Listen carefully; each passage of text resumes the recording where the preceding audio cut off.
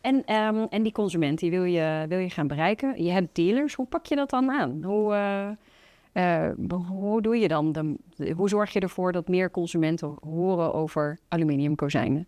Wat is jullie plan daarbij? Wat natuurlijk heel erg belangrijk is dat de mensen die het product voor ons verkopen, dat die eigenlijk goed uitgerust zijn. Ja. En goed uitgerust wil eigenlijk zeggen dat ze de juiste kennis hebben. Ja. Dat ze de producten kunnen laten zien. Ja. En dat je een heel klein beetje helpt met hun bedrijfsvoering. Ja. En daarmee willen we eigenlijk aangeven dat een stukje positionering in de markt heel erg belangrijk is. En dus we willen graag dat onze partners feitelijk als specialist in hun regio gezien worden. Ja. En op die manier de voorkeur van die klant krijgen. Ja, want doen zij nu zelf al veel van... Positioneren zij zichzelf, zeg maar, dat soort dealers? Of zit daar veel verschil in?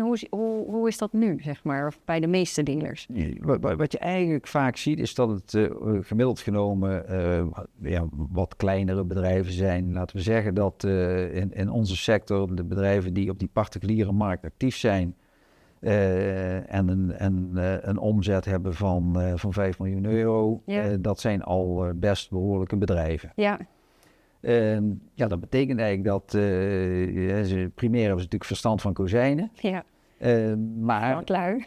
Ja, het zijn vakmensen. Ja. En uiteindelijk is natuurlijk de manier waarop dat je je producten onder de aandacht van je klant brengt, is natuurlijk ook heel erg belangrijk en wordt steeds belangrijker. Ja. Dus wat je ziet is dat er veel meer aandacht is voor het stukje marketing. Ja. Maar dat ze daar best nog wel wat hulp bij kunnen gebruiken. Ja, want zitten zij op Pinterest of zo? Pinnen zij blaadjes of Google, gemiddeld genomen weinig. Ja, wat je ziet is dat er natuurlijk partijen zijn die wel Facebook en Insta gebruiken. Pinterest is denk ik nog wat onderbelicht. Ja. De mogelijkheden van TikTok, daar wordt nog helemaal niet naar gekeken bijvoorbeeld. Nee. Dus daar is in met name dat stukje online marketing is nog heel veel te winnen. Ja. Waarbij men natuurlijk vanuit de oorsprong wel het plaatselijke suffertje kent. Hè? Dus daar stonden vroeger natuurlijk wel de advertenties in. Maar ja, het is nu compleet anders aan het worden. Ja, en die klantenreis duurt ook wel wat langer. Dus vroeger had je dat suffertje, dat kwam een paar keer terug. En nu hebben mensen gewoon een keer Pinterest, een keer Google, met de buurvrouw of ergens een mooi pand wat gebouwd is. En dat ze gaan kijken, waar komt dit vandaan? Dus er zijn heel veel verschillende touchpoints of momenten. En allemaal leidt dat ertoe dat ze misschien 2 jaar later, als ze zelf een kozijn nodig hebben, dan een keuze gaan maken. Ja. Ja. Nou ja, dus wat je zegt, hè, dus er zijn veel meer aspecten van belang. Hè? En inderdaad, mond-op-mond reclame is een hele belangrijke in de sector en in de bouwsector. Iedereen die wel eens een keer gebouwd heeft, die weet ook dat je, als je gaat bouwen, wel een keer een tegenvaller hebt. Ja. En dan is het wel fijn op het moment dat je door iemand aanbevolen bent. Ja, dat het gewoon betrouwbare partijen zijn. Ja, daar gaat het natuurlijk wel om, want dat slaapt een stuk gerust. Zeker, die kozijnen, die wil je niet opnieuw laten doen. Ja. Ja, en nou weet ik heel toevallig dat jullie al een beetje een test hebben gedraaid om jullie partners met marketing te ondersteunen. Want die partners, die worden door jullie gebeld van, goh, we hebben iets. Wij gaan iets met jullie doen, we gaan jullie helpen met marketing. Ja. Durfden ze direct mee te doen of niet? Dat hadden ze bezwaren. Nou, wat we natuurlijk gedaan hebben is binnen onze klantengroep naar een aantal loyale klanten gekeken. En hebben we gezegd van, ja, weet je, we doen niks hoogdravends. Nee. Maar we hebben een idee en we willen kijken of dat we onze samenwerking kunnen versterken. Ja, slim. Ja. Eigenlijk een proef, hè, daar zitten we nu natuurlijk volop in die proef. Laten we nou samen gaan kijken en gaan leren dat op het moment dat we onze online activiteiten net iets anders inzetten dan dat we dat gewend zijn, dat we tot een concept komen dat het ertoe maakt dat we ons beter in de markt zetten. Ja.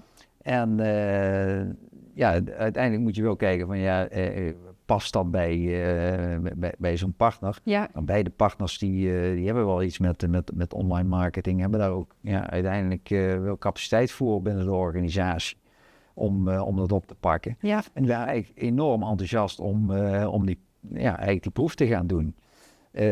Wat je ziet is dat alleen al door de aanpak, dat er natuurlijk heel veel ideeën komen Ja, om uiteindelijk je bedrijf beter in de etalage te zetten. ja, dus het wakkert ook iets bij hen aan, zeg maar. Absoluut. Ja, Ja, absoluut. dacht wat leuk. Kijk, Ja, op het moment dat je met enthousiasme met iets bezig bent ja. en je ziet dat er resultaat uitkomt, Ja, en je krijgt je verkopen, dan Exact. huppatee, ja. dan geeft dat geeft natuurlijk energie, maar het geeft ook inspiratie. Ja, en zie je het in de cijfers terug? Ik weet niet of ik dat mag vragen, maar ik ga het gewoon vragen. Anders knippen we het eruit. Ja, zeker. We zijn natuurlijk relatief kort van start gegaan. Ja. Maar wat we eigenlijk zien is dat de omzet bij de bedrijven waar we de proef mee aan het doen zijn, toch met ik denk wel een 30-40% gegroeid is. Oh, echt? Ja. Ja, we zien ook altijd 30% zo'n beetje bij klanten dat het groeit. Maar ik wist de cijfers nog niet. Die hoor ik nu. Is het heel leuk? Ja. Zet? Cool? Ja. Dus, en dat is natuurlijk met het hele pakket.